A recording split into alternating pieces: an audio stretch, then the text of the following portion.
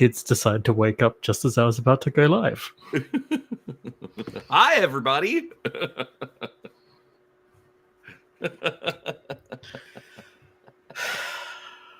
okay. The next 3 will be just as easy. I will delete you. The CIA way. I will delete you. You realize that does not make it any less funny to me, right? just throwing it out there.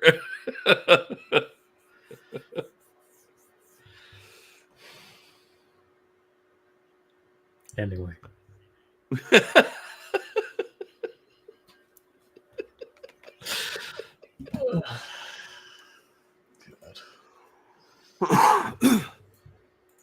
So I finished up that first section of my Cyberpunk City build.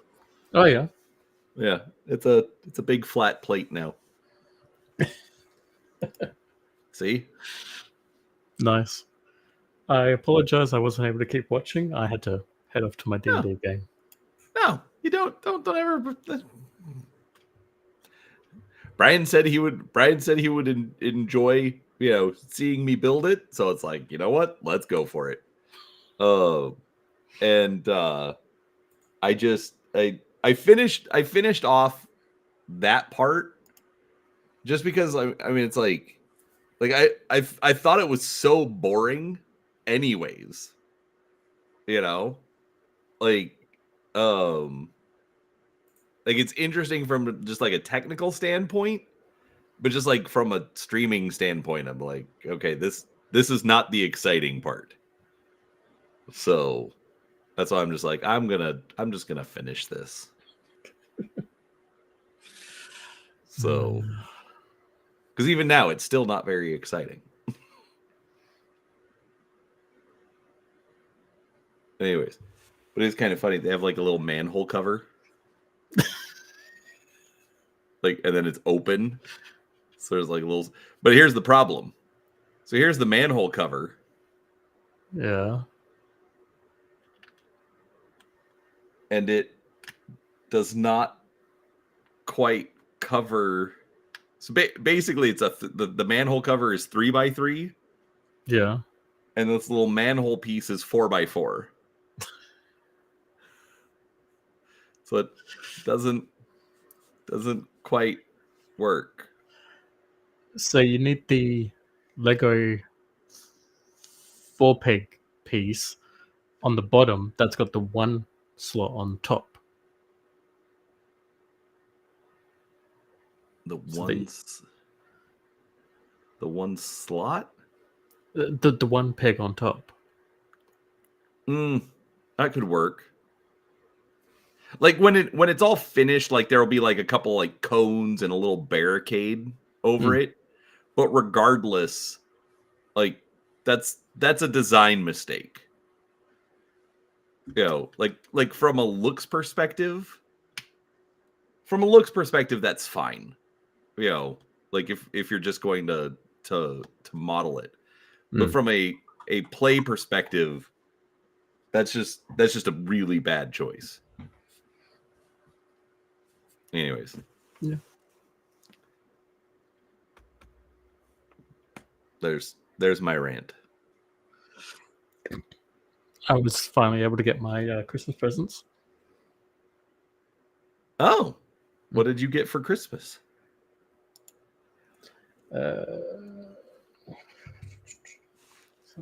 Christmas that you don't believe in? Of course not. Why should I?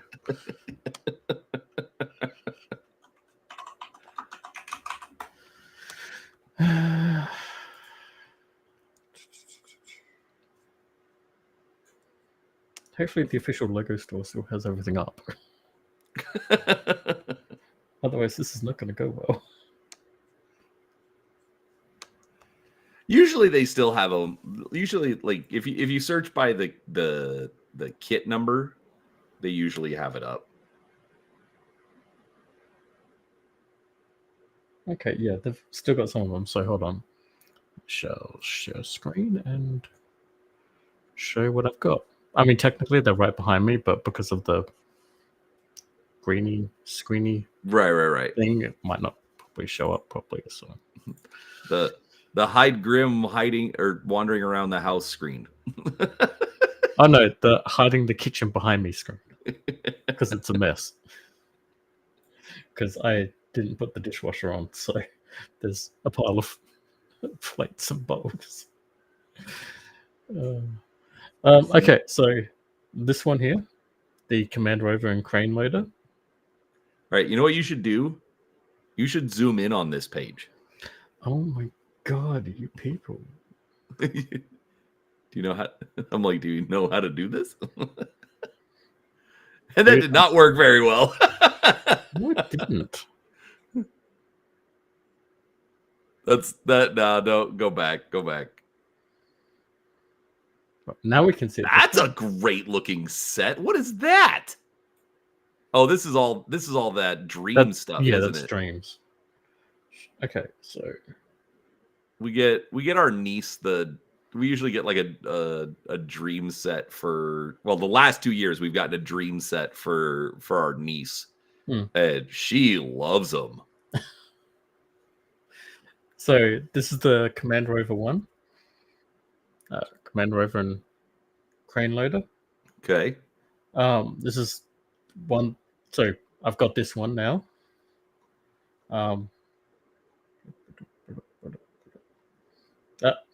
This is the science lab.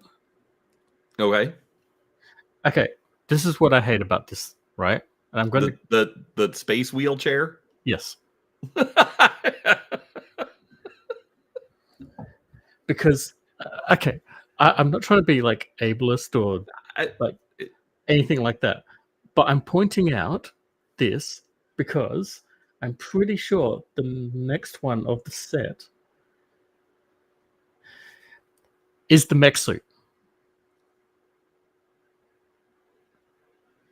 So why is there a wheelchair when there's a mech suit? Why is there a wheelchair in Dungeons and Dragons when there's magical regeneration and blah blah? And it's or just do what everyone did and allow for graphs. My point is, yes, it's dumb. Yes. Yeah. Anyway, I that's the only part of that I don't like. But anyway, yeah. There's also the mech suit one. I've got him. The asteroid research. What was it called? Oh, spaceship and asteroid discovery. Mm-hmm. Interstellar spaceship. The space stuff is good. I'm not gonna lie. It for me, what sold me on actually getting the entire set, or wanting to try and get the entire set, and then actually being able to, is if you didn't notice already, and that's not a good one to show, and that's going to be the top fuck. I'll just go to the.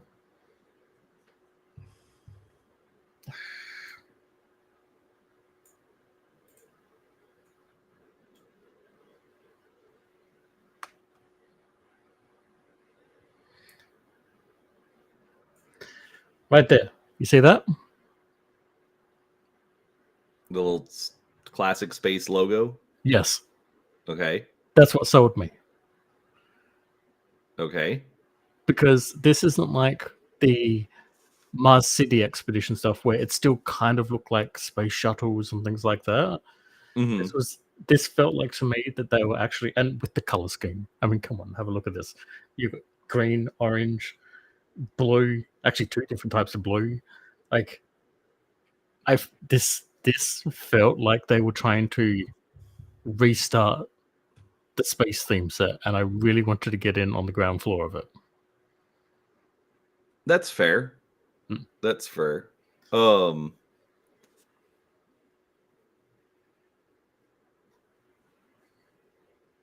yeah, this is a space base and rocket launch pad. I've got this one now too. Oh.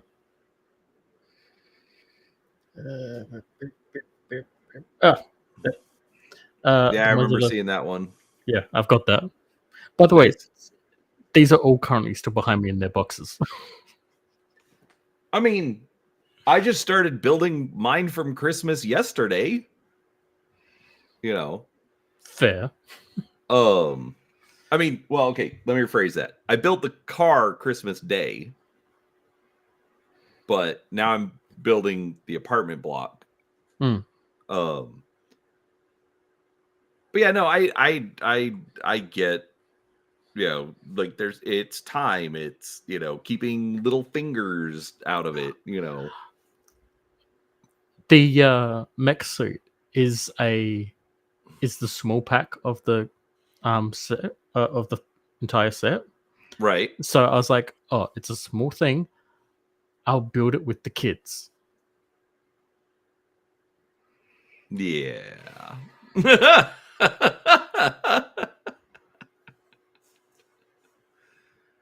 Nope. It's not that they were taking bits and trying to play with them. It's that they were trying to take the tiny one peg pieces and trying to stick them all together.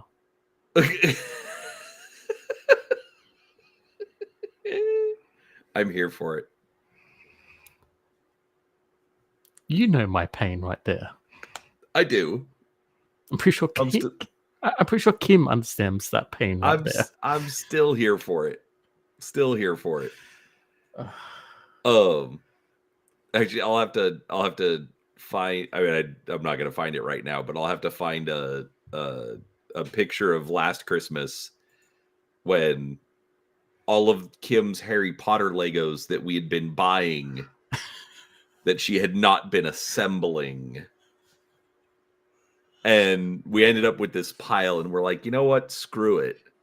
So we did family New Year's Eve party where we just all hung out, watched Harry Potter movies, and built Harry Potter Legos. And we still didn't, like, we started at like noon because like New Year's was like on Sunday or something last year. Mm. Um, we started at like noon and we didn't finish until like, well, we stopped at like 1 and we still hadn't built everything. The pile was literally like 4 feet tall Mm. of boxes. So, um, and Tori, I've been reading all of your comments, but we were chatting, so sorry for not addressing it. But you are 100% right. Yeah, Sometimes you I was just just need to reading and catching up. yeah, you just need to accept a story that doesn't have you. That's, I mean, And okay, I'm not trying to come off as again dismiss people's disabilities, but I have a cousin who was SAS. His he's paralyzed, as he puts it, from the nipples down, and has minimal movement in his arms. If he were offered the chance to go to space and had the option between a wheelchair and a mech,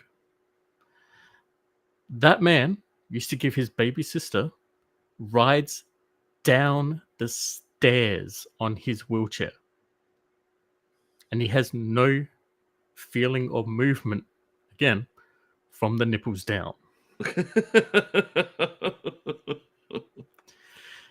That man would grab a mech suit in a nanosecond and be doing the stupidest shit.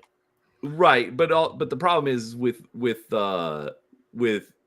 Lego figures, how do you show that they are disabled in a mech suit? Because it's just a dude riding in a mech suit. You don't get the virtue points, without the wheelchair. Fuck off with the wheelchair. I know. I don't disagree. I'm pointing out the psychology of why they're doing it. Oh, hold on. I need to make this even worse because I can make it even worse. I just need to go back to the research lab. because I'm not sure if you caught it the first time. Because this makes the entire thing even fucking dumber. So, we've got the wheelchair, right? Right. Right. Okay, but the wheelchair. What's that on the right? Oh, it's a rocket speeder. That is wheelchair accessible. I don't care about that part. It's the fact that it's a rocket speeder. So what the fuck is the point of the fucking wheelchair? It makes it even more stupid within the fucking set it's in.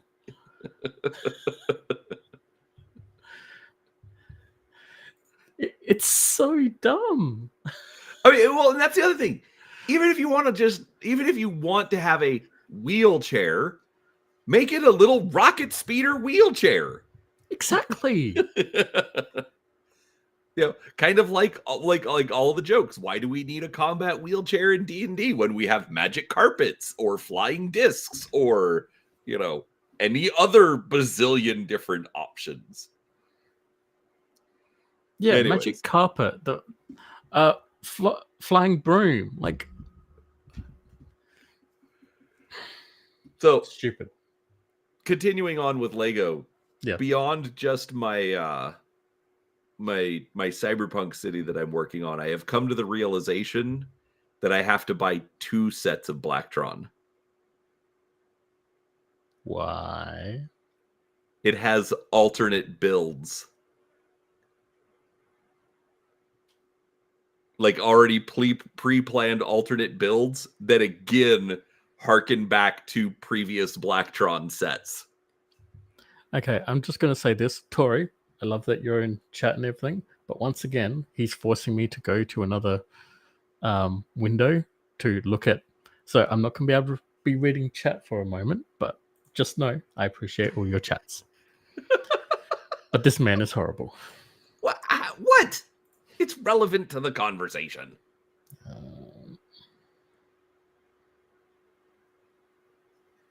No, it was icons, wasn't it? Yes, it's under icons.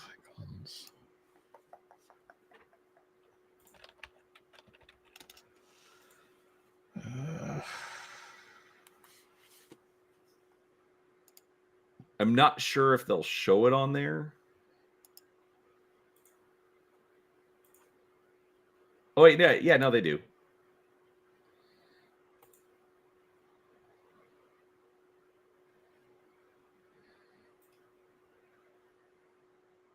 So pull it up so chat can see. So what? So picture number 6. Okay, hold on. Let me bloop. I said bloop, damn it. Tori, the D&D Legos are really awesome. But what you should also do, Tori, is get on Bricklinks and track down all the old castle stuff. Even better. No, there's an app for minifigures. Like the little blind box minifigures. Yeah. And so you can scan it and just buy the exact ones you want. So when they came out, we were literally in the Lego store and they're like, yeah, use this. And so we found one of each and just bought them all. Okay, scroll up a little bit. That right there on the right. Yes. So basically the old 1987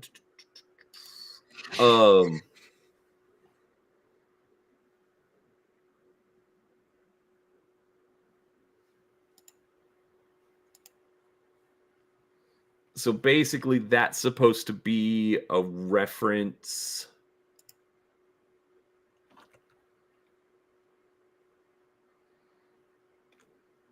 to here. I'm going to share my screen. Yes, chip in. Yeah, that's supposed to be a reference to this kit. that little Yeah. walker doobopper. I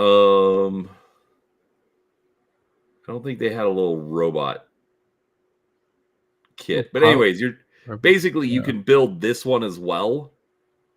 So obviously I want to do that, but you need a second set. But then I also started thinking about it, it's like, okay, so then I have a whole bunch of extra pieces, and like Blacktron, like part of the big thing about it is the modularity. So you can make like different little modules and move things around. And so it's like, oh, so then I'd have a whole bunch of extra Blacktron pieces to make extra stuff out of. I'm totally okay with this. So I told Kim that. So And now he's buying a third set so no, that he just can two. make even more. Two. But the thing is, like, last year, they did the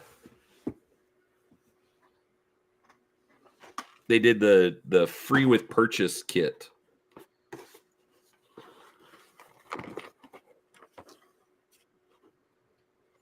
Which is very dusty right now. And so I have that as well.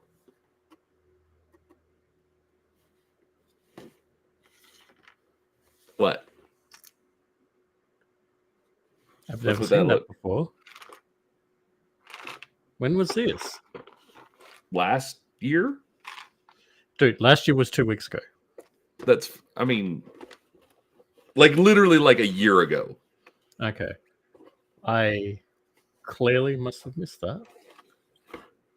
I don't know if they do, like, well, so at least here in the States, it, like, you had to buy like $150 worth of stuff or something.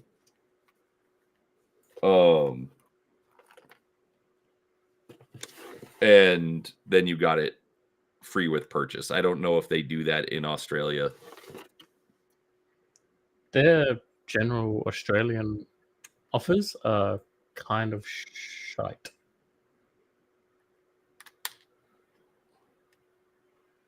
Got it. Yeah, none of this stuff looks particularly interesting. Like there was one of them that I just saw was a Scarlet Witch keychain. Do you have actual like Lego stores? We used to. I don't know if we do anymore. Oh. Well, that's how they do it here. It's usually like, motherfucker. Sorry? You keep saying that. And yet it keeps happening. I don't do it on purpose.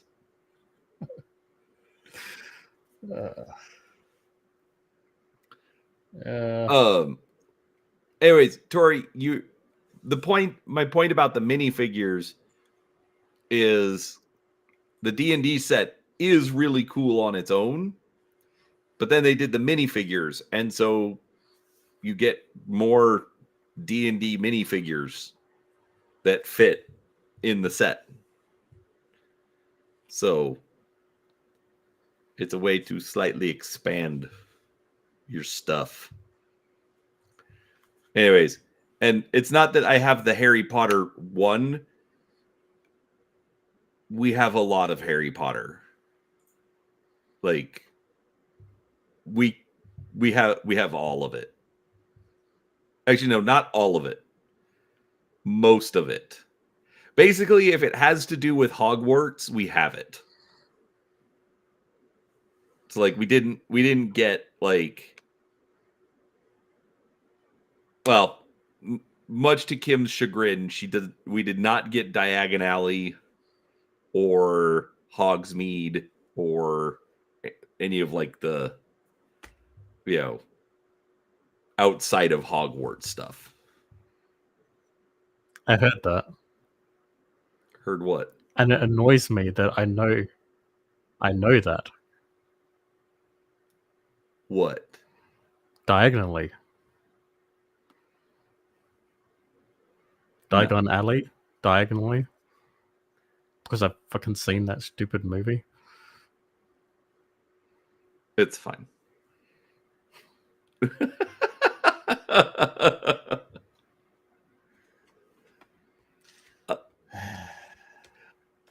That's it. See, I don't look at Legos as another hobby, Tori.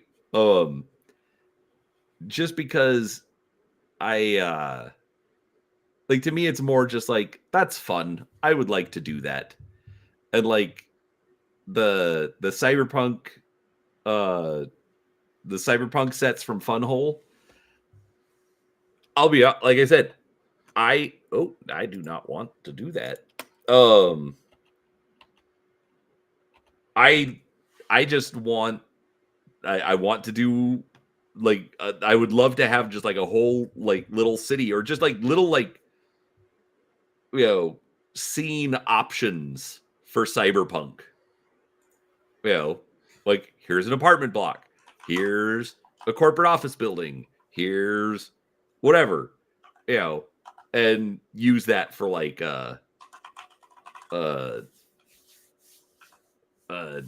you know, a play surface. So yeah, exactly. For me it's more just like I get stuff because it's fun.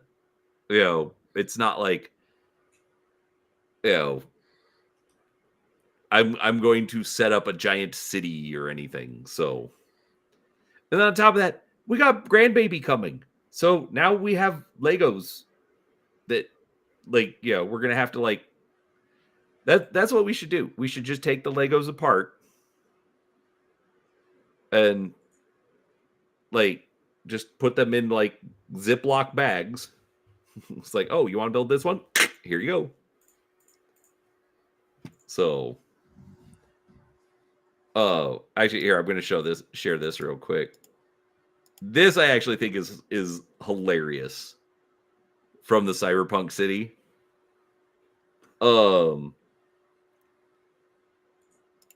Like all the minifigures, they wrote a little backstory for him. It's like, this guy, he runs the chicken shack, but he's also a cyberdoc. Want a prosthetic arm? Yeah, he'll hook you up. You know. And we've got Amy. She's just a concerned citizen who likes fried chicken. Kira, genius mechanic in mechanical prosthesis. So she'll make the cybernetics. Officer George is in an odd relationship with her, which is funny because that's the only way I know what the policeman's name is that came with the cop car. Max becomes a cyber lunatic with his in-brain chip being hacked. What the hell? It's cyber psychosis. Right. They are not pulling any punches with this set. This is amazing. Mark, super hacker who pranks around with his computing skills. It's like, this right here is actually a scene from the set. Like looking down, you know, onto the set. So like this is a in set camera view on that screen. I love it. And then Jack, a citizen who works for a giant corp as a normal staff. It's like, this is absolutely amazing. They've all got like the fact that they all have like names, stories, backgrounds. You know, look at, he's got little, you know, sweat marks. No, like little cybernetic lines. Oh. He's got. He's a wage slave, so who cares? Yeah, but they did it, and that's what's important. Anyways, I am irrationally happy with this set. What's up, Intellectual Quandary?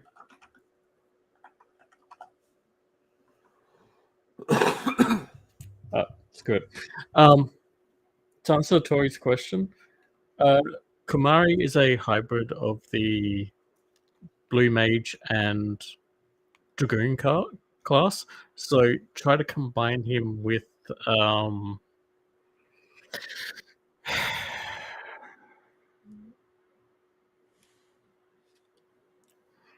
Oran's Path, and either Yuna or Lulu, depending on if you want more damage or not, or you want more healing. I completely concur.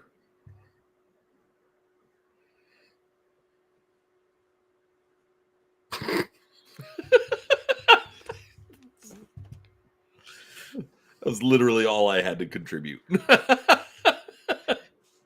Okay. Would you prefer the Fahrenheit or the Celsius? Go. Always freedom units. Duh. Okay, you can have this pink ship then. What? Final Fantasy X and X2 have two different airships. One's called the Fahrenheit and one's called the Celsius. Ah. The Fahrenheit is a pink airship. The Celsius is a burning red painted airship that looks like a motorbike. Yeah, that's overdone. And the Fahrenheit also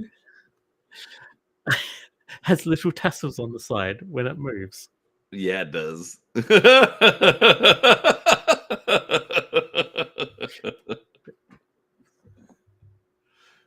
Freedom units, baby.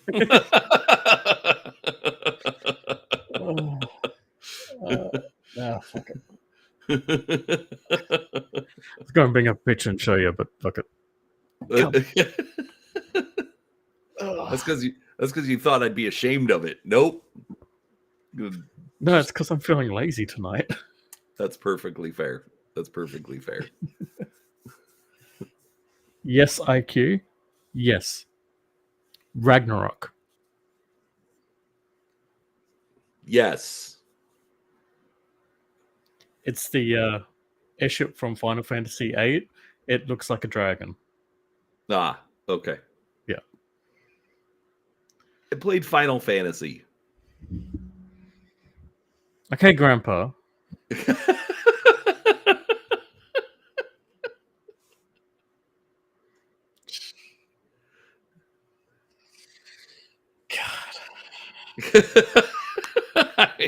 You invited me on, man. I didn't invite you on. I did the usual thing, sending out to all three of my co-hosts. That's called an invite. Funny how that works. And you could sleep in from time to time. What do you mean sleep in? I've been working all night.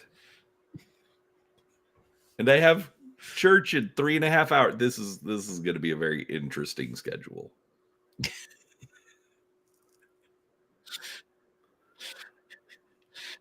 How dare they put back church? No, they do it. We do it every year. So like you don't just like pick and choose when you go. Like when you go is based on where you live.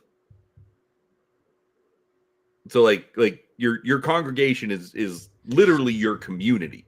Mm-hmm. Okay, so like everybody that I go to church with lives within like 2 miles of each other. Okay.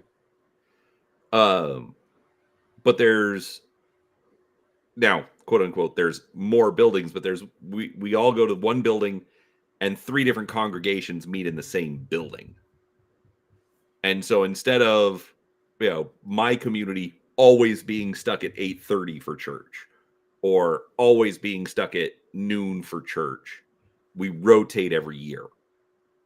So that, the people that had to go late last year, well, now they're going early. So basically that way it's fair for everyone. Okay. Institutional religion sucks. Gonna disagree, but okay.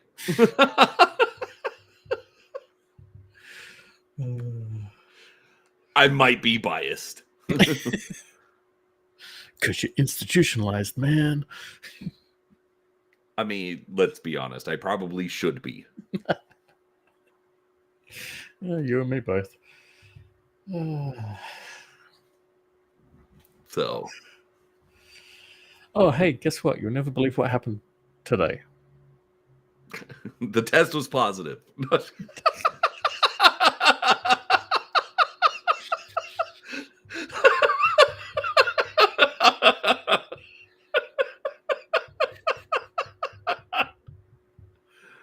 Please make sure that you tell Grim all of these stories when she wakes up. I do. Okay, good. And it's amazing that she still likes you.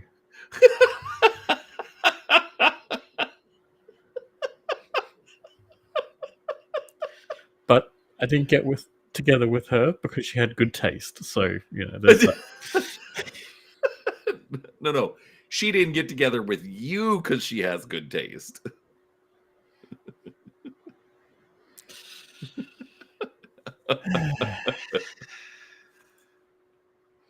So anyway,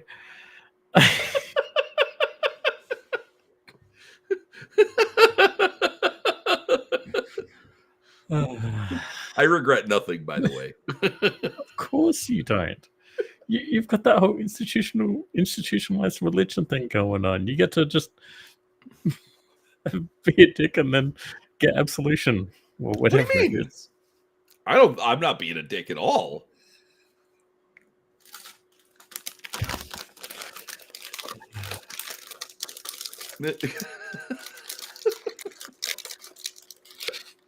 Very much like you, very much. Anyways, so what happened today? Stuff happened in the game. No. Yeah. Did you Also, get like a... No, go on. Did you get like a whole... Did you finish a round of combat? No, we finished it last session. So we got a whole session today of like catching our breaths and being able to recharge. Got it. So you're in between combat rounds. Yes. You're With the final boss. with the final boss. But no, see, that's the part that you're missing, right? Remember, I'm playing an artificer in 3.5. Oh, so you have rest time so you can start doing all your crafting. No.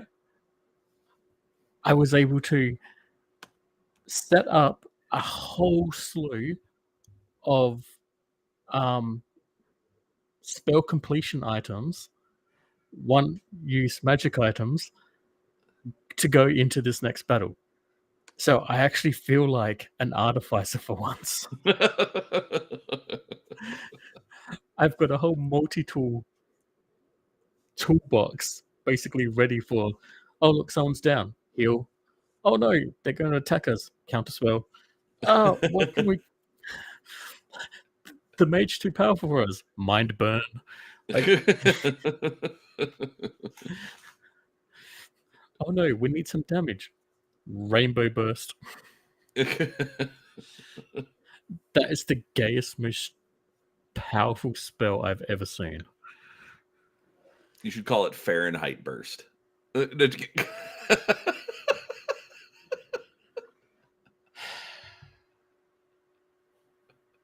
Why am I here? Again, you sent out the invite. Mm.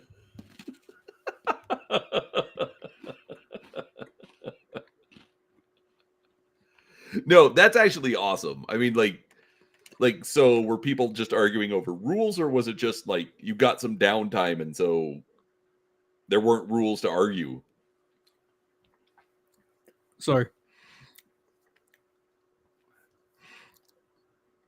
we just finished clearing out and destroying the altar to the goddess Hel in the temple that we'd been fighting in for the last 3-4 sessions, right?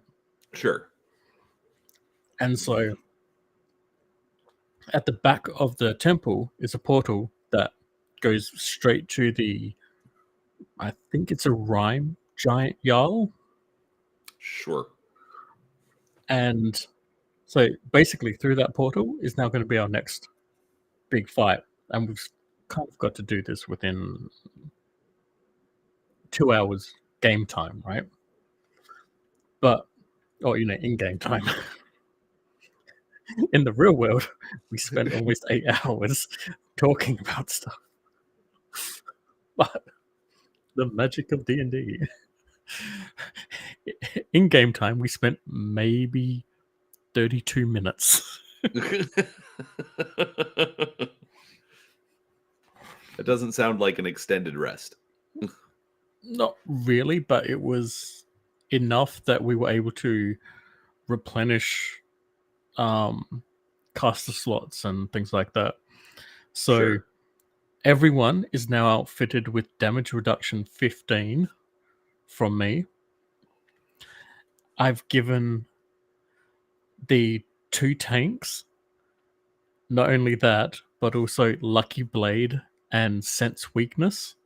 So basically, they can call a shot to be a crit, and then they have a chance to re-roll to confirm the crit to make it a crit. Okay.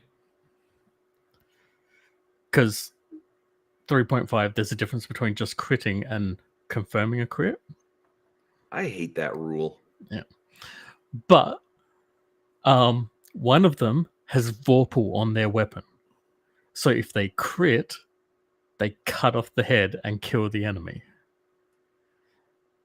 And I've told him that this is only going to work once. And he's like, oh, I'm going after the Jarl. I'm like, exactly. So they're equipped. And the cleric, because he's a war cleric, I put on his armor Holy Fire.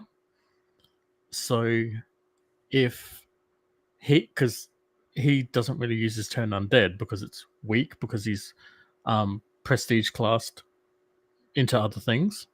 Okay. And so I've put Holy Fire on his armor, so the next time he uses his turn undead, regardless of whether it works or not, all targets within range are going to take the amount of damage that he rolled, but it's going to be half fire, half sacred damage. Okay. So he can basically do a radiating holy bomb.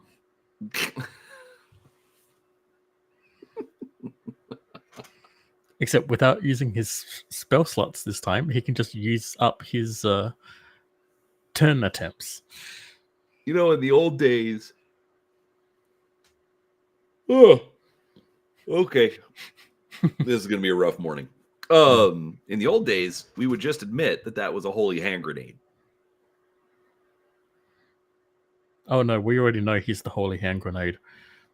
His favorite spell is implosion. Seraphis. Yeah, well, if he actually called his character Antiarch, then it would be even better. What do you want from me?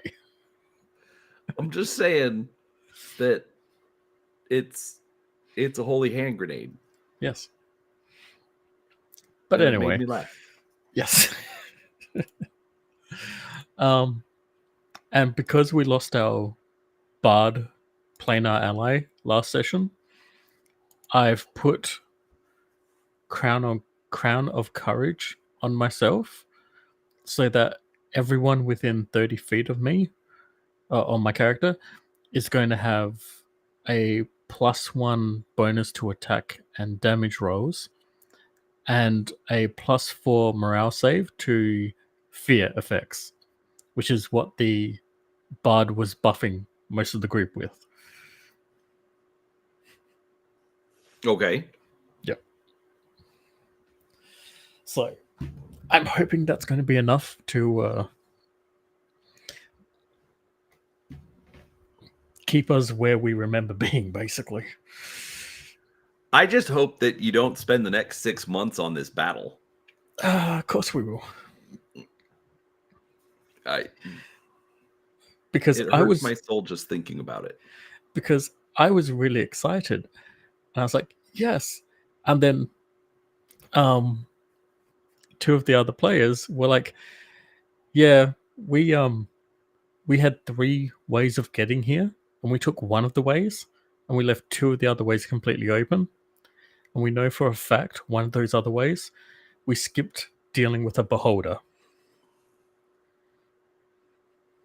Okay. So this Rime Giant Jarl has a beholder in its service that it will probably call into the battle.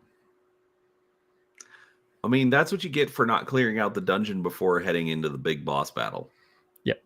Except this happened years ago, before I joined.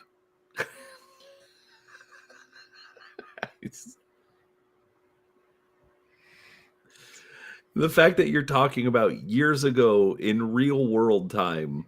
Yes. And it's still, it's just that hurts my soul. Apparently, the game has been going for 21 years now. Of course, those players have been in the game since it began. And why are they still fighting over it? Because that's what people do. Have you not played 3.5? Everyone's a rules years. lawyer. Not for many years. Yeah, our game is going to be hilarious then. As long as we can get it done in no more than 2 sessions. Oh, yeah, I'm pretty sure I can get, barring some extensive role-playing or something, I'm pretty sure I can get it down easily in 2. Probably 1 if things went smoothly, but you're in the game, so I'm not going to count on that. I don't know. I think I'm pretty good when I actually get to play. You know, and not get yeeted for whatever reason. I don't know.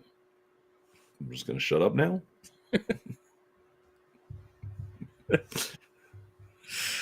But yeah, so also there's apparently like 5 or 6 levels below us of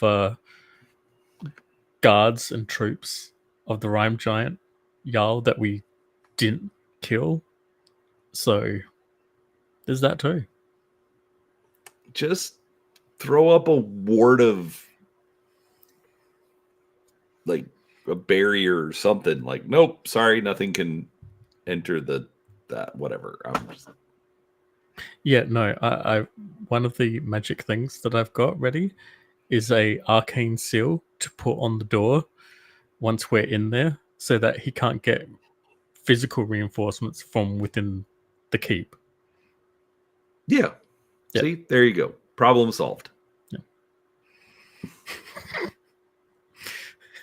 It just means once he's dead, though, there's going to be a lot of angry giants on the other side of that door.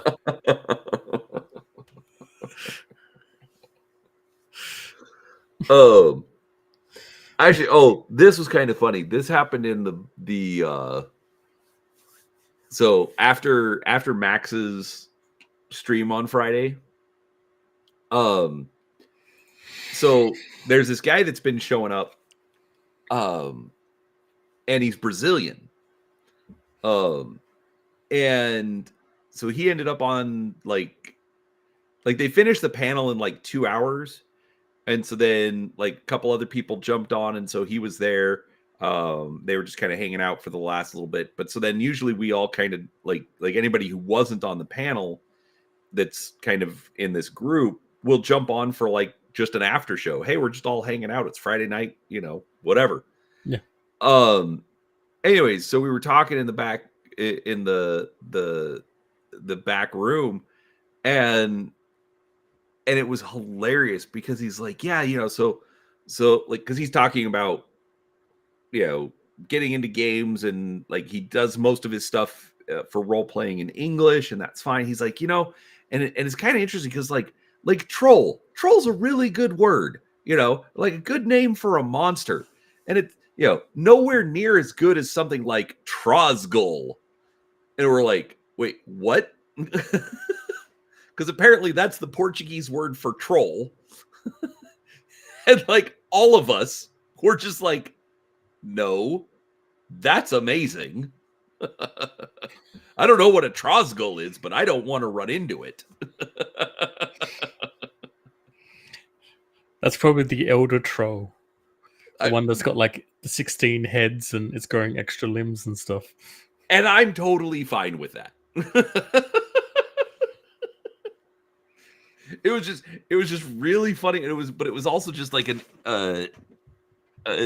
interesting thing about how this all develops, like just different cultural touchstones on that. Because it's just like it's a normal word for him, but for all of us, it's exotic and crazy, and it's like, oh my god, I don't know what this is. But at the end of the day, he's like, it's just a troll. But that's how we are with troll, though. Right, exactly.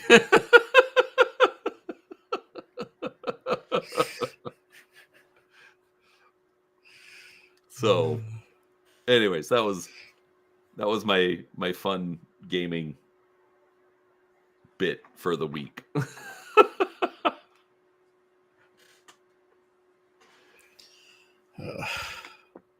So, I have been spending my off days as well. Well, off days. My downtime during the day when I've not been trying to get away playing a game or something, sitting on the couch staring at my bookshelf of RPGs. And I've been lately theory storming what kind of game I want to play or I want to run with Cypher, right? Okay. Were you interested in joining that if I ran something for Game Masters? Feel free to invite me. Yep. We'll put it that way. Because I was trying to figure out what I want to... like, what kind of genre and stuff I want to run. See, that's the thing. For me, I'm not as worried so much about the system. I'm much more concerned about the story and the setting.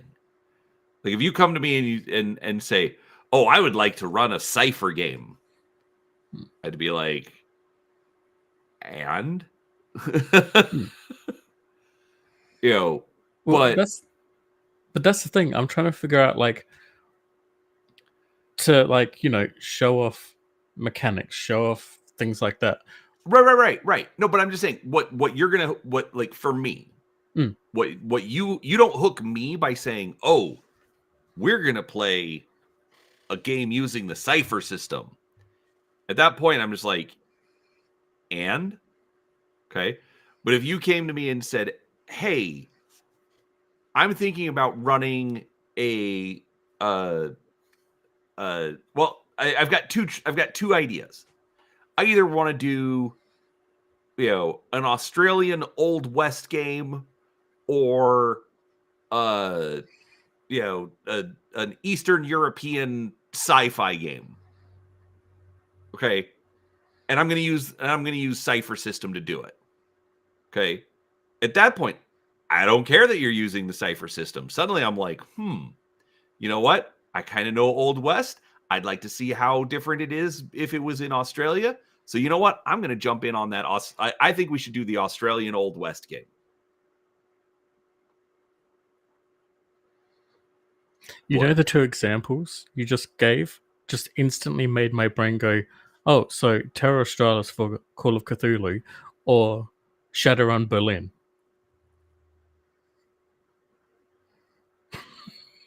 Okay. I play too many games. No, that's fine. My point is, but that's again, that's the other thing. If you wanted to say, oh, I'm going to do Shadow, like it'll be Shadowrun for the setting, but I'm going to use the cipher system. Okay. Me personally, I don't care. Okay. You like your stories. I like the stories. I still want to be able to have input as a player. Um, but yeah, it's about the story. Um, like okay, just to use an example, when we were playing Star Trek, um there was, before we did one session, Bear approached me and he's like, hey, so I'm giving your character this thing. They're called ripcords. Basically, they're little, one-time use, emergency transporters. You know, and I was like, okay. And the thing is, like, looking back on it, I actually kind of hated it. Okay. Because it wasn't, I didn't have any input. He's just like, here's this thing, have it, because he wanted it for his story. And so I took it, and it's like, okay, fine, I've got it. And I started trying to make tweaks to it. It's like, well, how would I approach this? How would my character approach this? I started saying, okay, these are experimental. They haven't been tried yet. Okay. That when you use them, it makes you sick. It doesn't hurt you, but it, you feel, like It's you're the Barclay seasick. thing. No, but like you're seasick afterwards, kind of, nauseous, and it's like, oh my gosh, I feel like I just, everything got ripped sideways.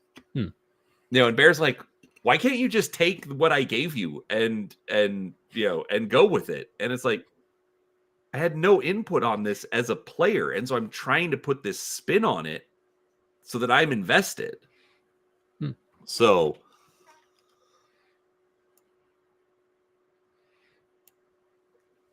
anyway, so it's that's why for me, yes, I am interested in the story, but you can throw whatever mechanics you want in the background and I won't care. I just want to know what kind of a story are we going to be telling? What kind of a game are we going to be playing? Or not game are we but what kind of session, what kind of setting, what kind of mindset do I need to get into for this? I say that's the problem. I don't know what I want to run. I don't know what would be fun and or accessible. Because if it comes down to it, I'll probably just default to a fantasy setting because most people get that for an RPG, Well, but if you want, but that could be something different, where if it's a fantasy setting, if you're wanting to show off mechanics, it's like, I really want to push Cypher. I want people to understand Cypher, and I want them to get as excited about this system as I am. I would honestly pick something not normal. Numenera. I would actually even avoid Numenera. Really? Because at the end of the day, Numenera is just a fantasy setting. Oh, it's billions of years in the future. It's a fantasy setting. It's like Jack Vance's Dying Earth is a fantasy setting. It's billions of years in the future, but it's a fantasy setting. Okay. So, to me, same kind of a deal. So, but I wouldn't do fantasy because at the end of the day, you're basically going to be pushing up against people and saying, like, well, okay, I mean, you're looking at one of two things. You either have to convince them Cypher is better for doing what you're already doing with D&D. Like, I'm going to use Tori as an example because she just commented of the filthy peasant who's never played another system. You know, that's right, Tori. You're a filthy peasant. What's up, Mage? Hey, Mage. So you either have to show her really this is why Cypher's better for doing a fantasy game. You know, or you have to show this is a fun other way to play, and this is why these mechanics are good for it. Okay. And me personally, I'd rather see here's another way to play, and this is why I'm using these mechanics.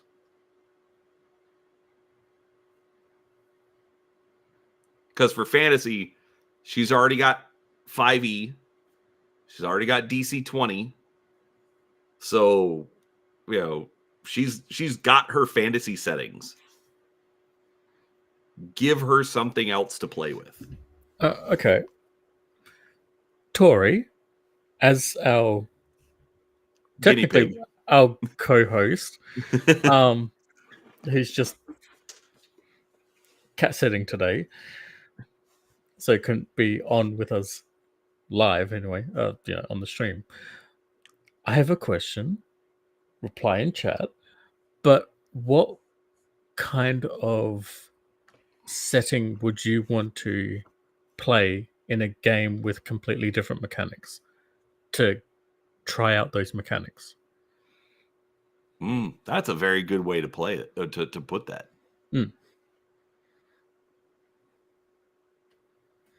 Because I can easily adapt all the key mechanics that I'd want to use into almost any kind of genre.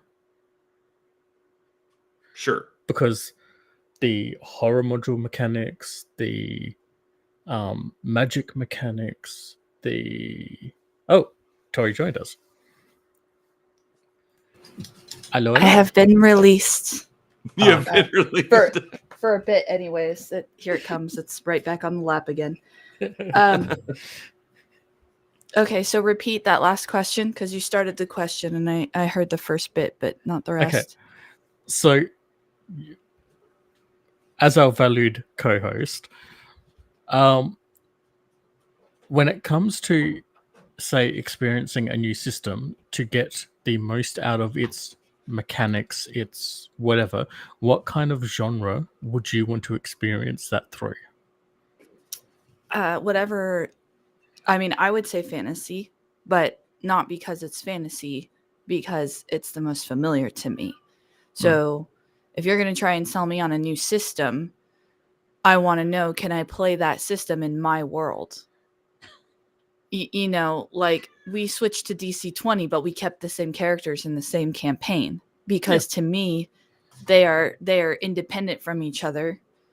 You know, like part of the reason why I've never gotten into Call of Cthulhu, because obviously people have been raving about it for years, is because as much as I love Lovecraft and Lovecraftian lore, I don't necessarily want to play a TTRPG in it. And my impression of Call of Cthulhu is that if you're going to play it, you're playing in the Cthulhu mythos in that type of setting. So if I'm not interested in that setting, well, then I'm not going to play Call of Cthulhu, especially going through the work and effort to learn a new game system. Well, not necessarily, because, as Bear's been doing, Chaosium has the BRP, the basic role-playing system, as its own, which is the mechanics that Call of Cthulhu uses, and that is a setting neutral mechanics of the game that you can then apply to whatever it is you want. I'm sure. Okay. So I'm sorry, I'm catching up on chat here too. And also I have a cat crawling all over my keyboard and nuzzling my mic and all of That's that. okay.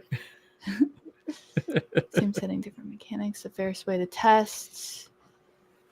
Yeah. Yeah, it's I see in part of their there's video after video on YouTube like, oh, it's not that hard. Oh, changing systems is easy. Oh, it's not that hard. And it's like, no, it is. It is.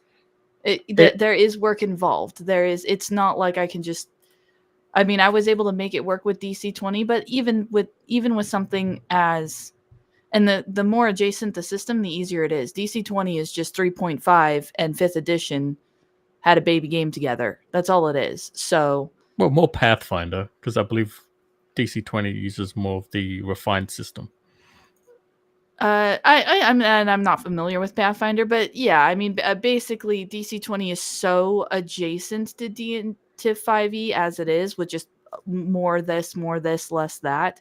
That a change like that would be, if I tried to switch to a system that's like one of the D6 systems out there, then that would be a whole different ballgame. Or like the Cthulhu system, which again I'm not very familiar with, but I guess there's a thing where you roll like a D100 and you're trying to get a particular result. So something like that, that's a pretty significant change. So that would be a lot of work to try and learn all of that enough to run it, get the players to run it, and I have players that are not like you guys and me. My players are the kind of players that Grognards get mad at probably, but my players are the kind of players where they don't really think about the game outside the game.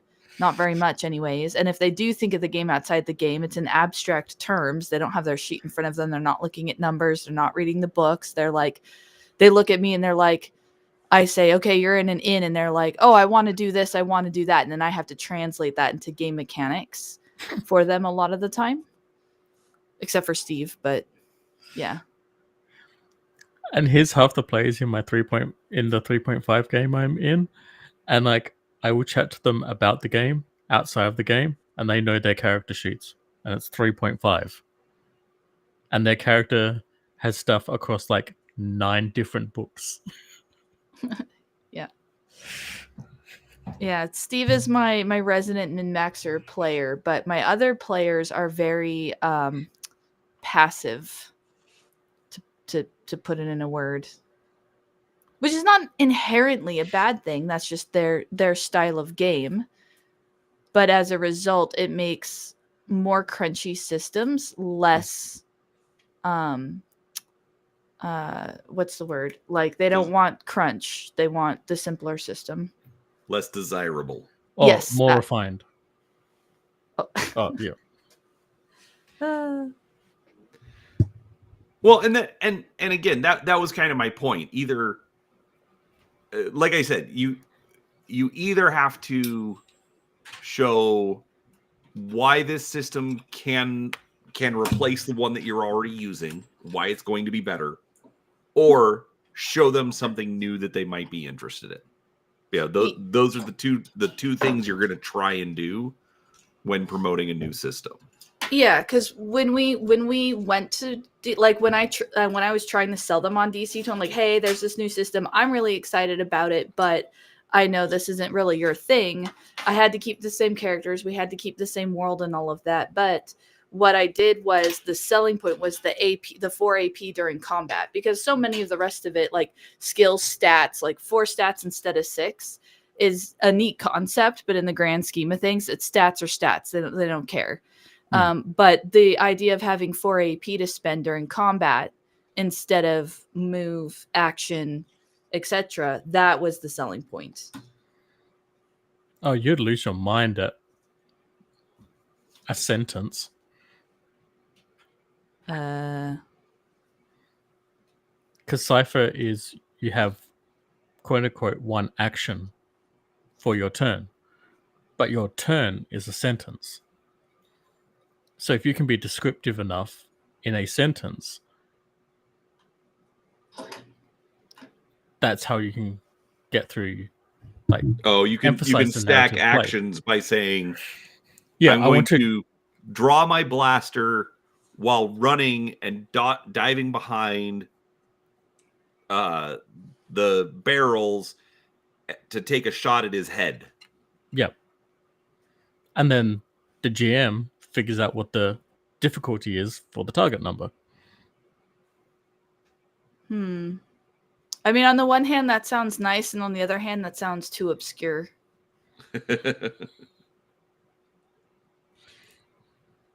Well, it was working for me quite well.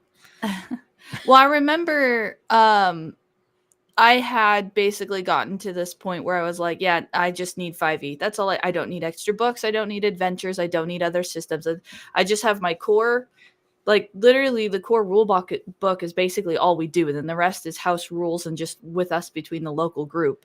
So I'm not that married to this system, but at the same time, I found no need to leave the system. It just, there's anything they wanted to do, I can do in 5e. I knew the rules well enough, etc. Shoot, I was going somewhere with that and I completely lost my train of thought. I'm so sorry, guys.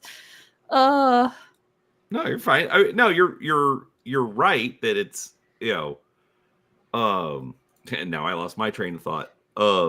That's You're infectious. right, but usually you're wrong, Brian. No, I'm not. No, wait. You're wrong is usually you're wrong.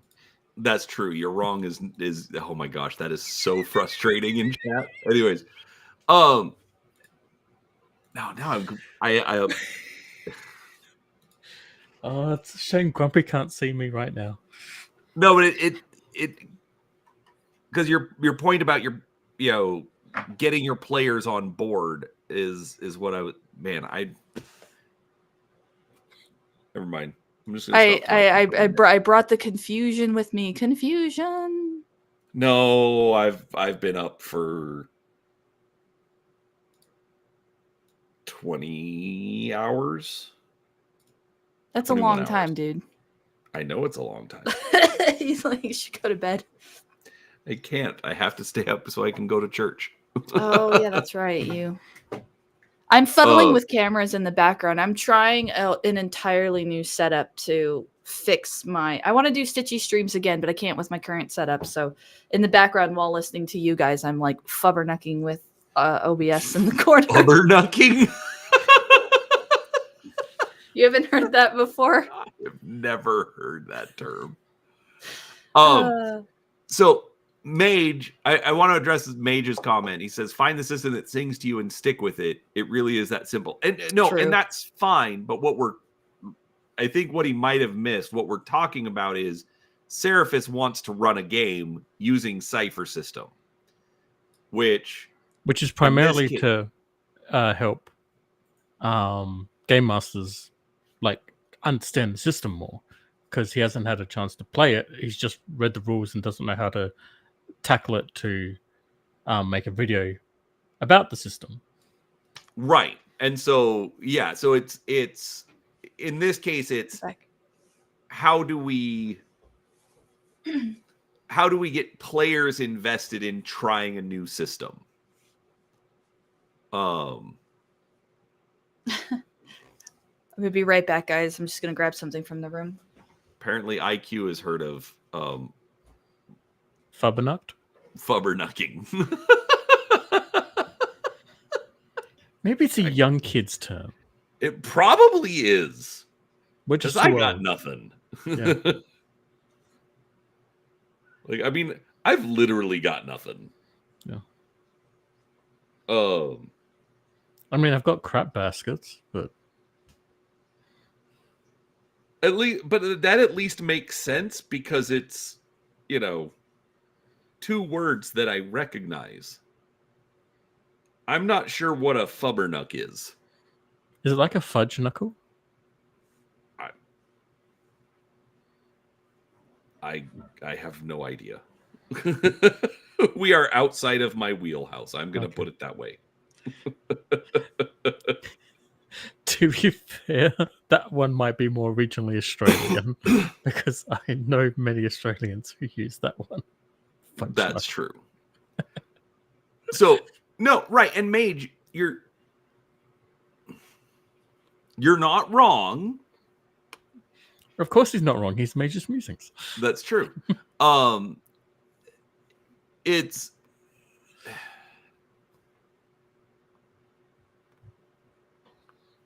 it's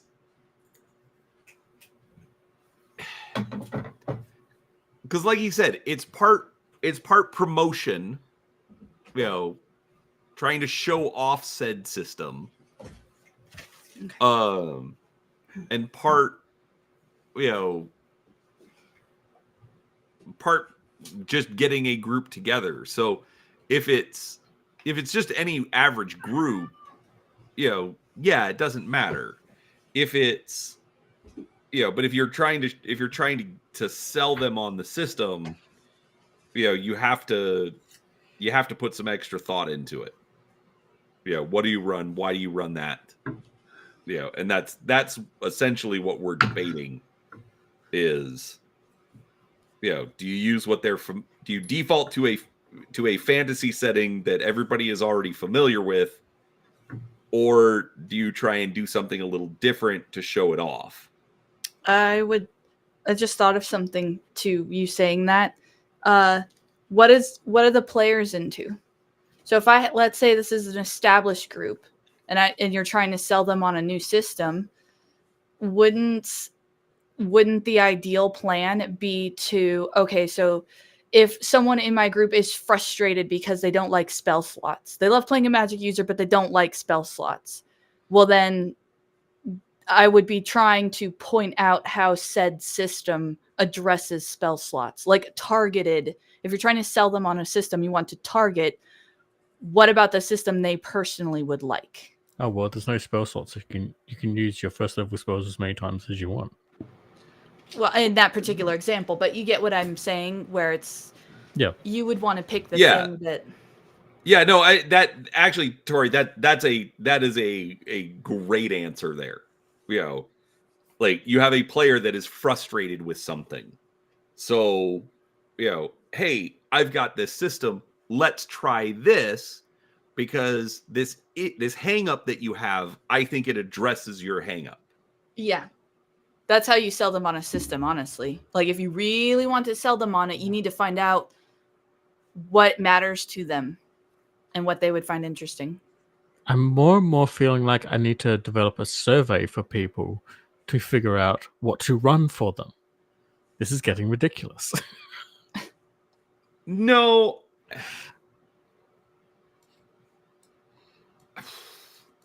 Like, okay, I get what you're saying. I wouldn't want to go that far. I would more recommend for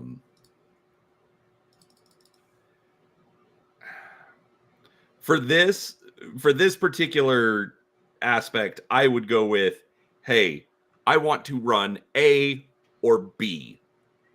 Okay. Which one interests you guys more? Okay, like whoever you're going to use for players.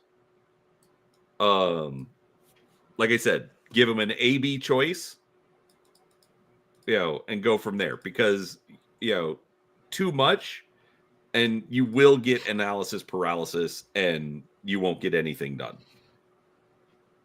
So give them two choices that you want to run and go with it.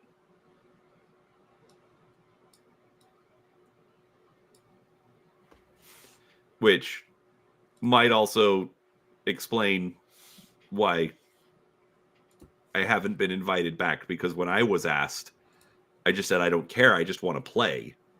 So I wasn't specific enough. What would you want to play then as a character? Right now, I'm wanting to play Old West Australia. And I just made that up on the fly. Historically accurate or weird? I'd go with weird. But I mean, do things that make it Australia. Dude. Dude. I know it's all imaginary anyway, so you can just do whatever. Oh, come on, I hadn't snuck that one in yet. Anyway. Make it distinctly Australian. To an Australian, you're saying that too. Right, but that's the thing. Like, I don't know.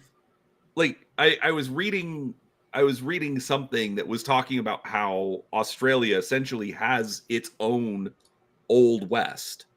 Yeah.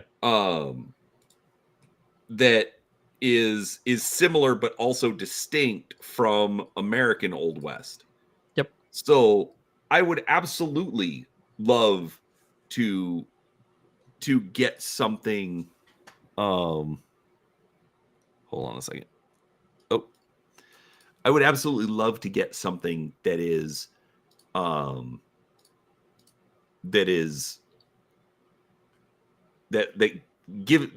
quote unquote teaches me about Old West Australia, maybe how it's different, how it's similar, things like that. But also the weird aspects are always fun. So anyways. Okay, so currently forming in my head, and the only thing really missing from me pulling this off immediately is that the Neon Knights book for Cypher hasn't come out yet. But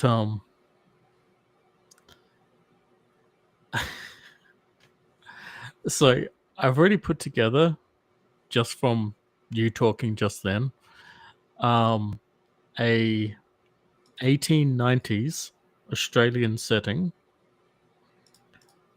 where, because unlike you guys, we didn't arm our native people,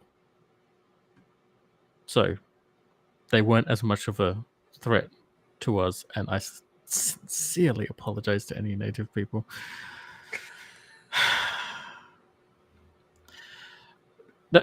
Dude, there aren't any living descendants of the natives of Tasmania, because the colonial forces lined up end to end across Tasmania and just walked down and killed them all. So, like, that's a dedicated genocide right there. That's fair. But I also don't hold today's peoples to, or let me phrase that. I don't hold past peoples to today's standards. Oh, yeah. No, I get that too. But it's also difficult to rationalize them in any way doing that reasonably. You should read Robert Gray's chat. I am reading Robert Gray's chat.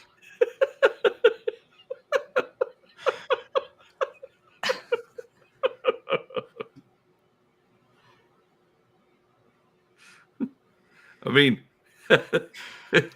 yes, Mage, it did get dark fast. Yeah. Anyway, look, everyone says cunt a lot anyway, so you'll be able to do that regardless. But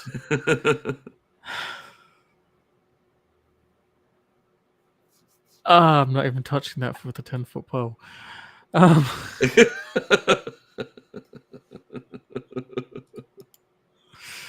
Anyway, what I was initially trying to say was that I've already come up with an idea, and I'm going to start fleshing this out probably in the morning, of 1890s Australia, right? Alternate history type thing, diverging here. Incorporating, kind of like in the same way that Call of Cthulhu Terra Australis does it. But with incorporating the Aboriginal Dreamtime, the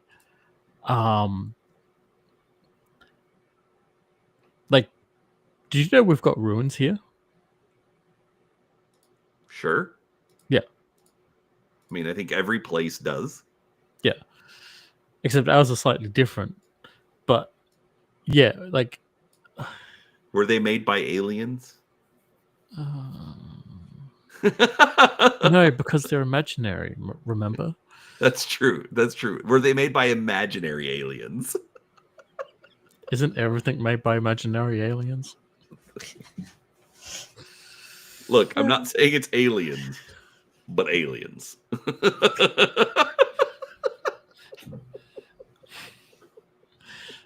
Do you know Babylon 5?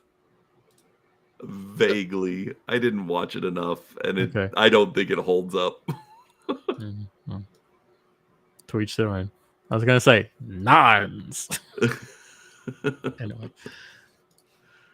Mainly because there's a common meme of that dude being replaced by London Malari from Babylon 5, and instead of aliens, he's got nuns being the cause of all the problems.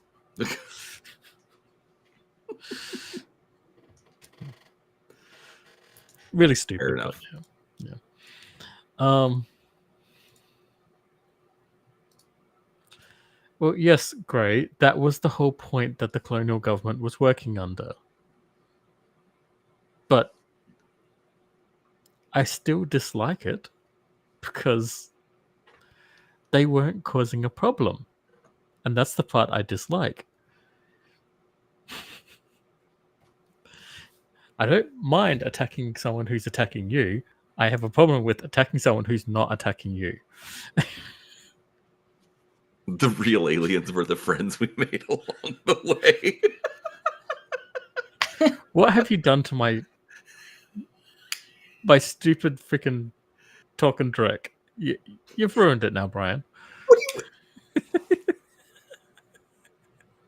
You're the one that doesn't come in with a topic prepared. I don't remember anyone posting in the chat topics for this week. You are the head of the show. That's your responsibility. As it happens, I did actually have a 3-point list of topics, and we've more or less covered them all because it was Lego and the D&D game, and then it was going to be asking Brian about what he wants for Cypher. But he's not here. What do you mean? I'm literally right here. I have a question for Brian. He's not here. You, Brian. I have a question for Brian's you, Brian. not here, man.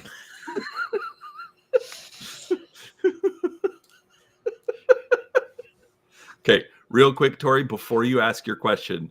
Yes, Mage, it's called Talking Drek. I didn't derail anything because it's all Drek. Anyways, go ahead, Tori. What camera do you use for your painting streams? I use my Canon Yeah, that explains it. P6i. Is that a DSLR? Yes. That explains it. All right, that's it. That's kind of all I needed to know. I'm a poor peasant. I don't have nice cameras. Don't get a nice camera. I didn't always use it. I used an old, like literally like a 15-year-old webcam, like when I first started. Well, I have okay, so let's do this and then let's do this. Okay. Oh, it's all like twisted sideways. I don't know why it's twisted sideways. Interesting. But like, oh wow, it's really twisted sideways. Are you going through OBS? I am going through OBS. So rotate your source camera. It on OBS it's upright and on Restream it's not. That's the interesting bit. Let's see. So if I reset. Oh, so hey, Slam. Oh, and then it just Hey, got rid Slam. of my camera entirely.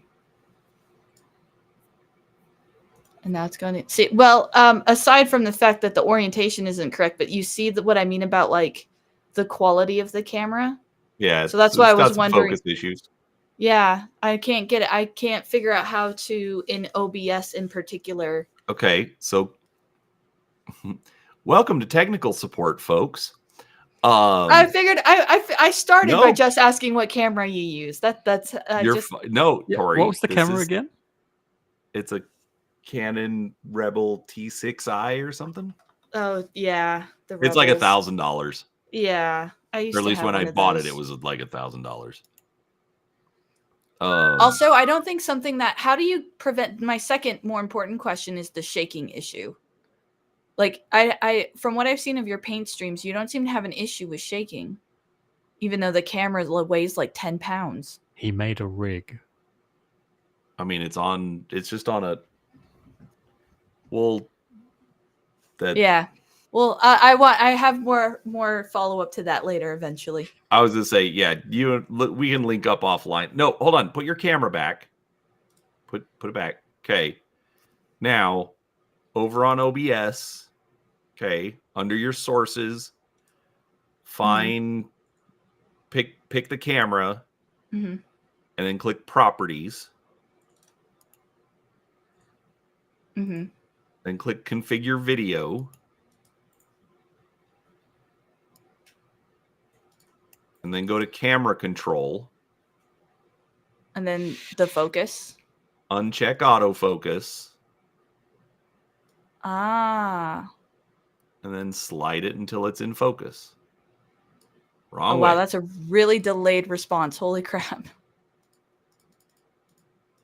So that's all the way to one ends. Okay, so then you're out of your focal length.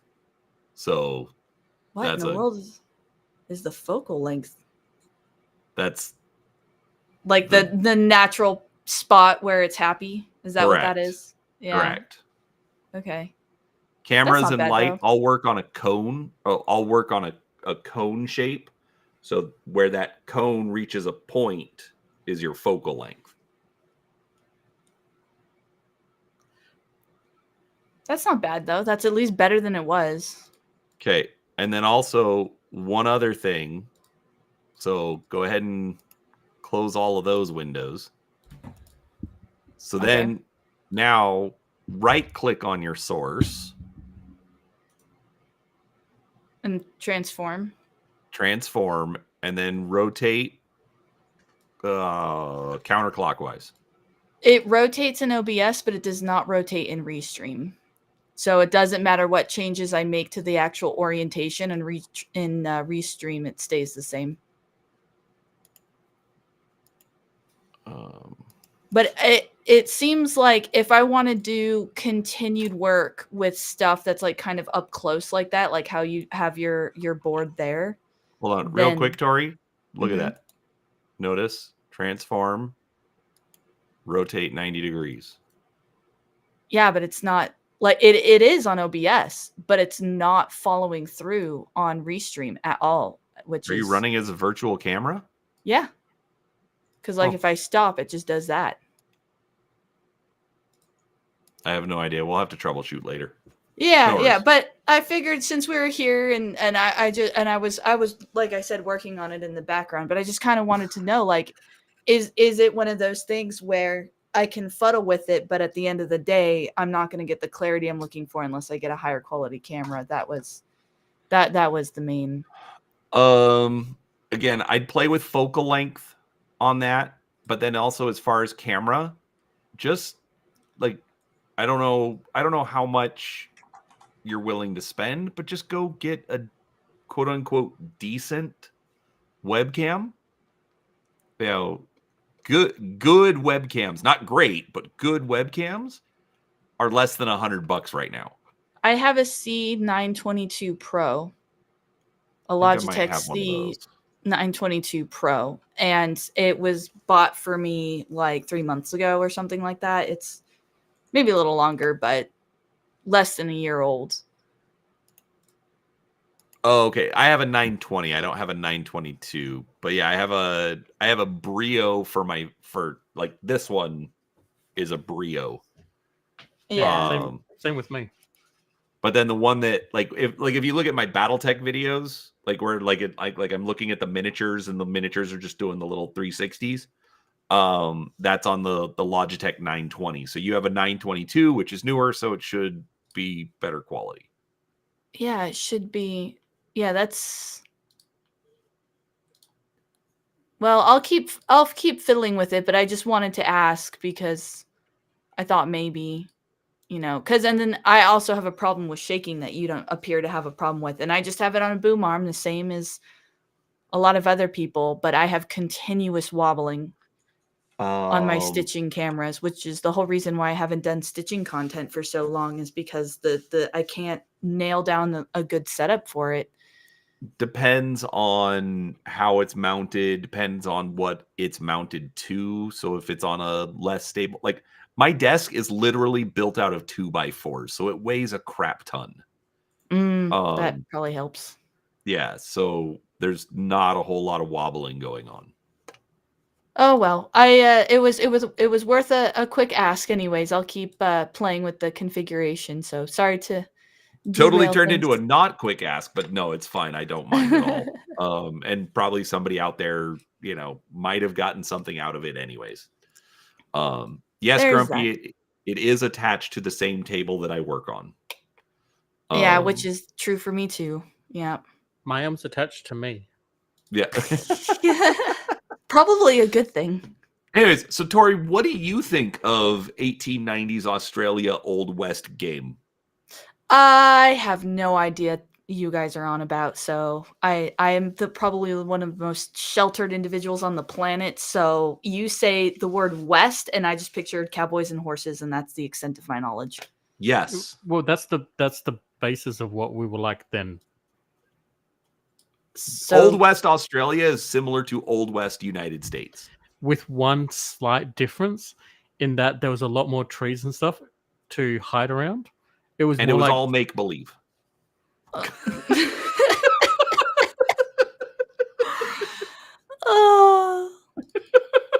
gonna hurt you ever so badly.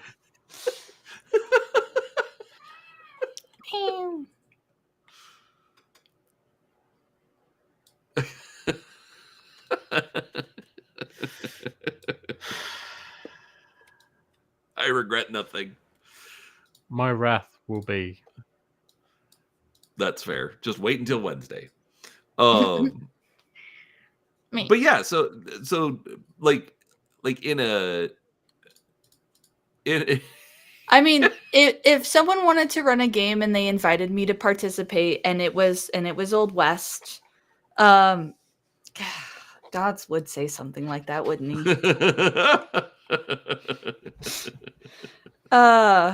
We love you, Gods, but yep.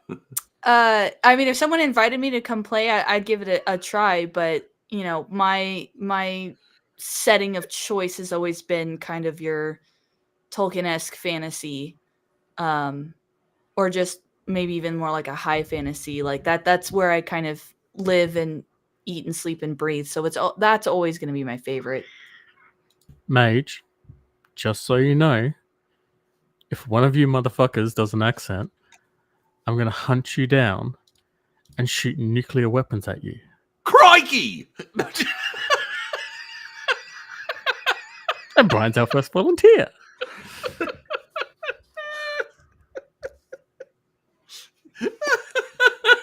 I swear that fucking dead cunt is the only person who said that.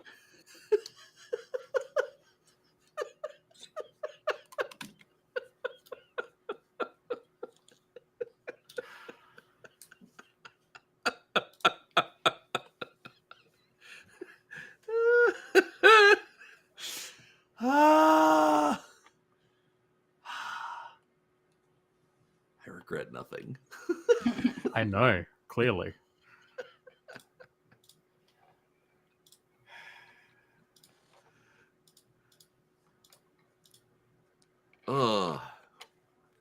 So yeah, no, I think it's I think it would be good to do something a little different.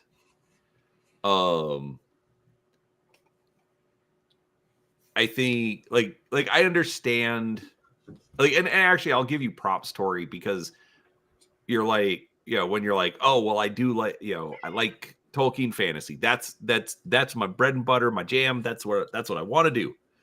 But you're also willing to be just like, oh, that's what you want to run? Cool, I'm in. I'll try it. Yeah. Well, you got to be open to a certain extent. I mean, if you're not, you're just gonna make yourself a miserable human being. I mean, have you met Seraphis? No, just kidding. I just mean that, like, you got to be willing to try something new once in a while. Mm-hmm. Again, have you met me? I am something new once in a while.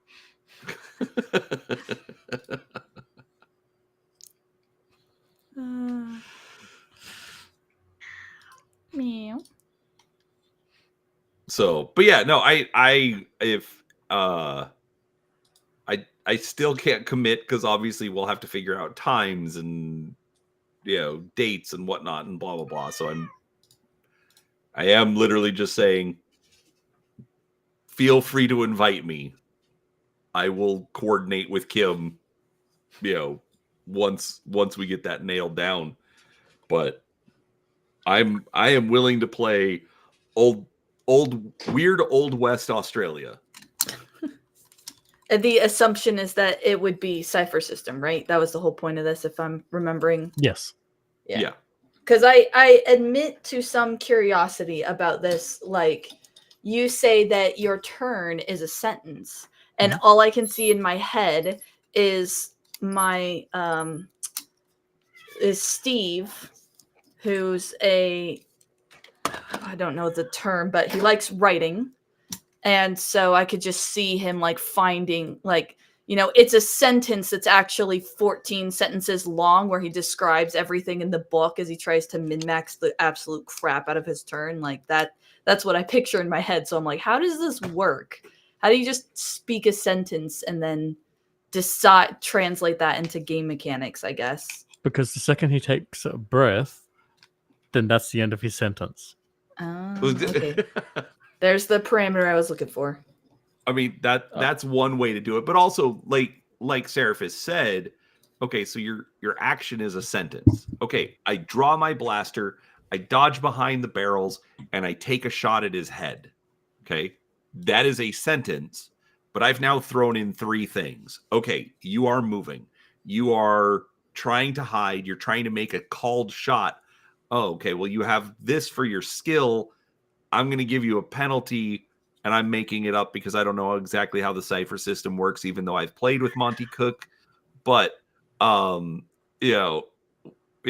say that, like, normally it would be a difficulty 10, but I'm going to say that that's a difficulty 17. So, that's the target number that you're going for now. So you've got to roll a 17, 18, 19, or 20 to make it. Right. And so if Steve... You're constantly... So if he does what he wants to do, then it's going to be a really high target. Mm-hmm. Right. Your target number is now 38.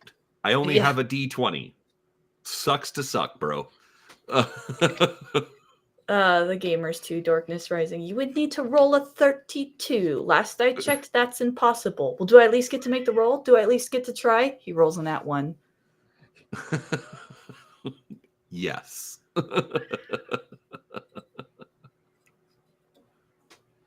I need to get around to watching that. Oh my gosh, it's so good.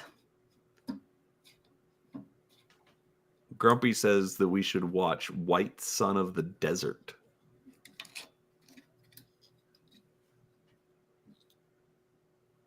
A 1970 Russian Western. And is what the cosmonauts watch on the night before they launch. Sure.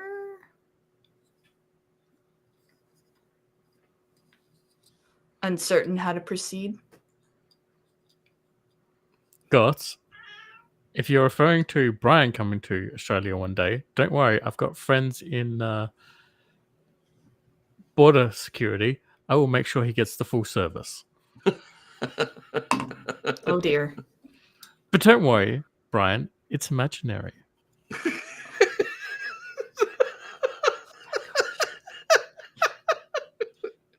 By the way, I wish I was lying, but I'm not. Oh, so you're admitting that it's imaginary. Who knows now? Who knows what I'm referring to now? And English. Goth, I am planning on going to Australia one day. I was supposed to go last year, but work was dumb. Is that coming? Is she coming through the mic every Yes, time she she does is. that? I'm sorry.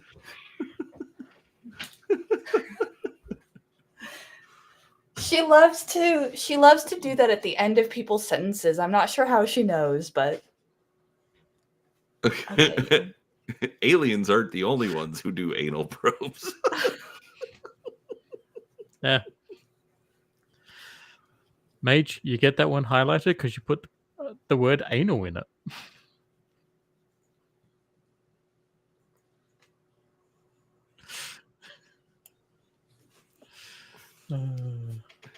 Okay. Oh, cat on desk. Camera shake. Thanks. What did you do, Slan?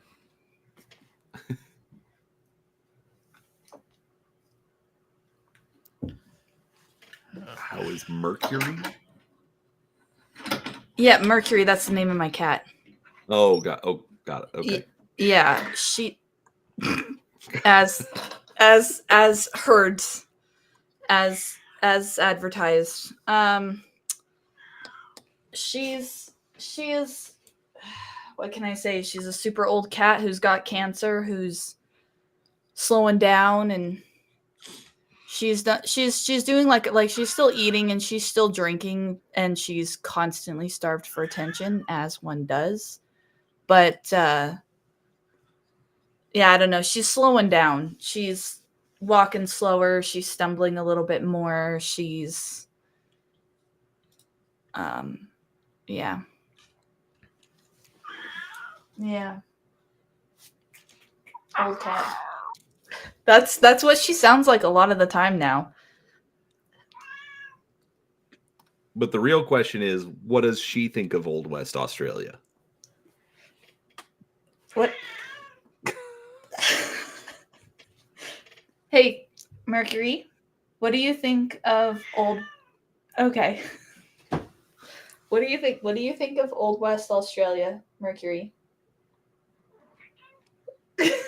I don't know. I don't know if that one made it through because it was a little quieter. But I asked her, and she just looked at me and she went, "Me."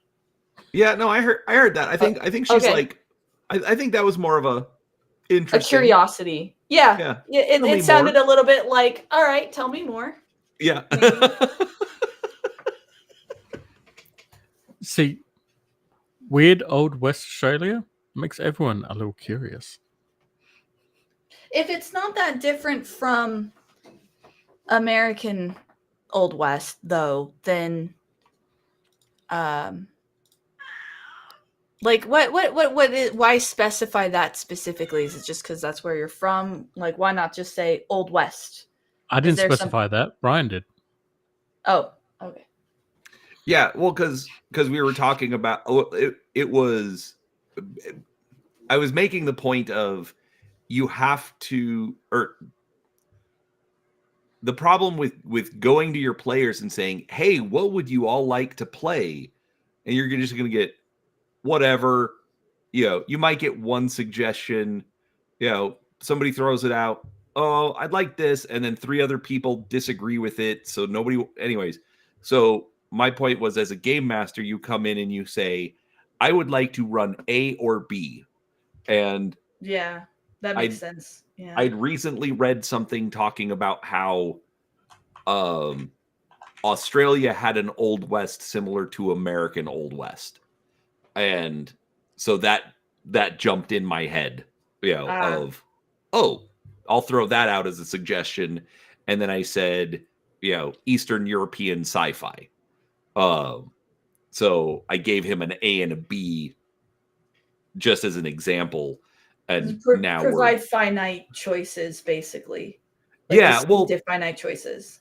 Yeah, like they actually, I saw something somewhere that like they've done studies at restaurants, and like a restaurant that has a menu of like 6 items, okay, it is faster to order, faster to get your food, faster to do whatever. You're talking about Waffle House or Chipotle, or for restaurants in particular, lowering the number of menu items is like an actual like restaurants will get told that. They'll be struggling restaurants and they'll just say to them like, well, you have too many items on your menu. Like that's a thing. Yeah. But that's the thing is it applies in so many other cases. You know, don't like just limit the selection that people or the choices that people have, and they'll make a choice. Yeah. So the yeah, I work in a furniture shop, in an upholstery shop where you have to have fabric choices, and like yeah, that's a thing. Yeah. Like make it like there you walk into the shop and there's just shelf after shelf after shelf after shelf of a zillion different fabrics to choose from, and people just walk in and then they're like stuck for hours, like analysis paralysis. Right. Well, and that's unfortunately that's one I don't think I think it is more difficult to eliminate it, but that's also something that you go in and you say like, okay, so what's your favorite color? Blue. Yeah. Okay, let me show you the blues. Yeah, and that's exactly what we do, and that's exactly what you have to do. So you're just saying to do something like that, but with games. Yeah. I wish we could figure out what my favorite color was. I'm gonna go with something in the blue spectrum. Purple, but yes. Purple. I was looking at the screen and there was a lot of blue, purple, and pink, and so it's like magenta. But anyways, that's why I said the blue spectrum. Our names are all in purple as well. That's fair. Oh yeah. As soon as you said it, I'm like, oh yeah, okay. I mean, I'm a Vikings fan. I'm all about the purple. I don't know what that is. It's an American football team. Or she's saying, yeah. She's saying she just likes being disappointed every week. Yes, except where are we sitting right now? I don't know. Last week? I don't know. I mean, in past seasons, you're correct. You're kind of sort of still correct, except for the strange phenomenon that we're winning. I shouldn't have said that out loud, but now I jinxed it. Tori. You heard it here, folks. It's Tori. I care about one sporting event all year long. Which is? The ASU U of A football game. And I don't even have to watch. Just tell me who won. And I won't be surprised when it's not ASU. Well, I became a football fan when I hooked up with a football fan. So there's that. That's totally fair. Yeah, I got adopted into football culture. I should specify American football, not soccer. No, football. Just say football. Football. Iron grid. Well, I try to be respectful, though. I try to be understanding. No, just say football. Like, because it's soccer. Soccer. Actually, what's funny, apparently, the British made up the word soccer too. And then, get mad when... It was... I watched a documentary about this a while back. And soccer is kind of like the original game. And then it was in the different colleges that you started to see the different rule sets. So like this university over here would have where you used your feet, and this university over here started using their hands and throwing it. And then this university over here started doing it a completely different way. And then eventually which was called Iron Grid football, because it was all football in the beginning. And then what became Iron Grid football got really, really popular in America, and then not so much in other countries. And it just over the course of time, they split until eventually they made up the name soccer to distinguish between the two. Yeah, gridiron, not Iron Grid. Oh, I'm sorry, gridiron. Yes. You know what I meant, though. You know what I meant. Yeah. I've been stumbling over my words all morning, so I'll take my L. We're men, we mansplain. It's our thing. That's fair. Is that my cue? Am I supposed to be all offended now? You can try. Now. I don't have the energy for that.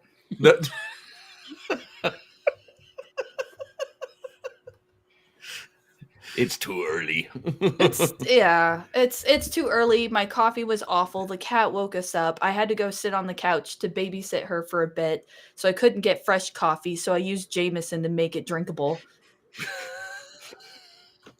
We are starting Sunday off at a tear. By the Apparently. way, that just completely reminded me of, like, I can't remember if it was this morning or yesterday morning or whatever with Grim, and can't remember what happened, but I was like, I did something, and she was like, "I'll murder you later." It's just like, yeah. Yeah. If you get around to it. There are moments where it just feels like that. Like I just couldn't be buggered. I just couldn't be buggered.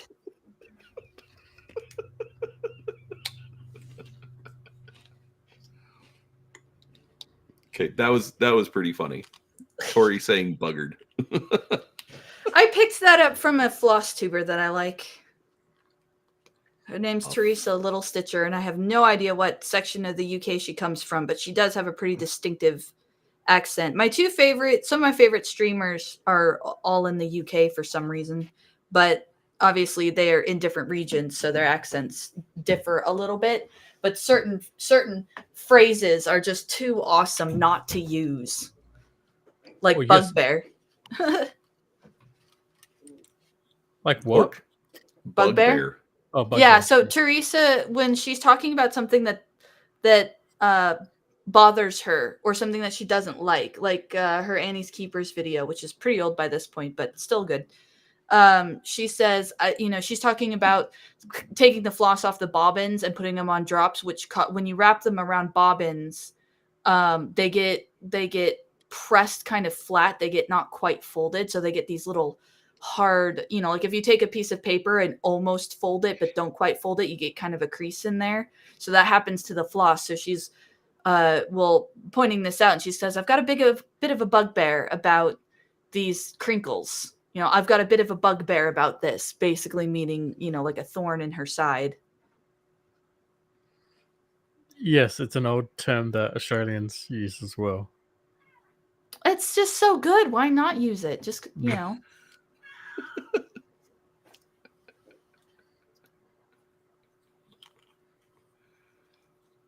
Anyhow. Yeah. So anything else to talk about, Seraphis? Come here.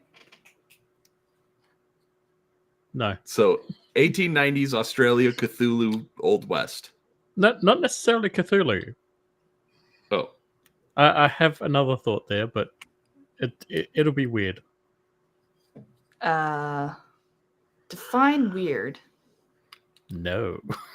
No. Okay. In gaming context, weird usually just means quote unquote Cthulhu or that kind of okay. Supernatural okay. elements. Yeah, Right. yeah.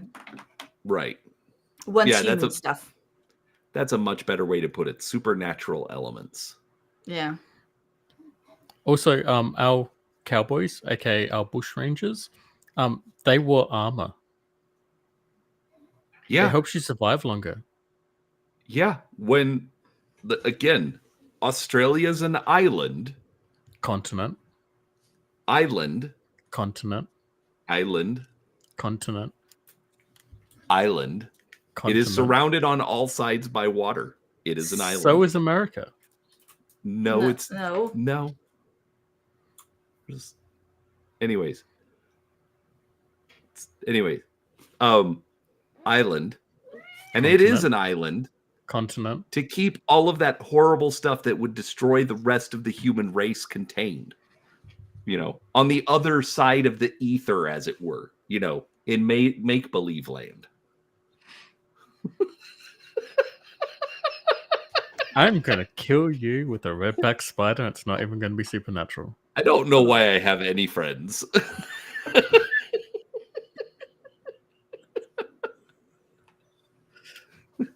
Exactly, Goths. Australia is a fictional island.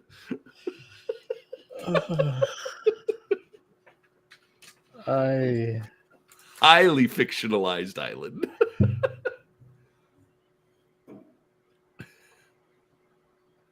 There's it's past the hedge.